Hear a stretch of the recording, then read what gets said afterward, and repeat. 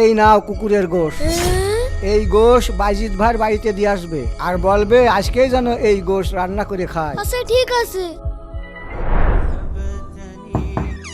কিরে কি হয়েছে? দাদু হুজুর আপনার জন্য মাংস পাঠিয়েছেন। কিসের মাংস? কুকুরের মাংস। তুই জানিস না কুকুরের মাংসকে হারাম? দাদু হুজুরের এত বড় সাহস কোত্থেকে হয় আমার বাড়িতে কুকুরের মাংস পাঠাই? যা এখান থেকে। দাঁড়াও আমিও যাই বুড়োর দিকে আসি। এ হুজুর কোথায় যাচ্ছেন? দাদু হুজুর আমার বাড়িতে কুকুরের গোশ পাঠিয়েছে। দাদু হুজুরের সাহস কিভাবে হলো এই কুকুরের গোশের মতো নাপাক জিনিস আমার বাড়িতে পাঠিয়েছে? কি আমাদের বাড়িতেও পাঠাইছে? কি? তাহলে চলো সাথে দেখা করে আসি। হ্যাঁ চলেন।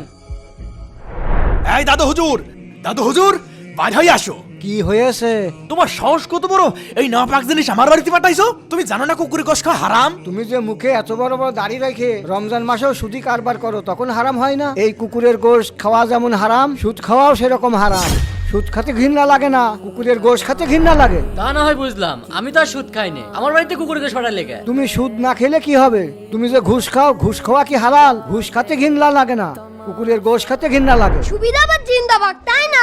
একটা হারাম মানো আর একটা হারাম মানো না, তা হবে না। সুদ ঘুষ খেতে হলে কুকুরের গোশ তো তোমাদের খাওয়া লাগবে। কুকুরের গোশ যদি না খাও সুদ ঘুষও খাওয়া যাবে না। না এই বুড়ির সাথে তো পারলাম না। চল তো, এই বুড়ো বেশি বোঝে। দাদুরা আমি কি ঠিক বলেছি? কমেন্টে জানিয়ে দাও।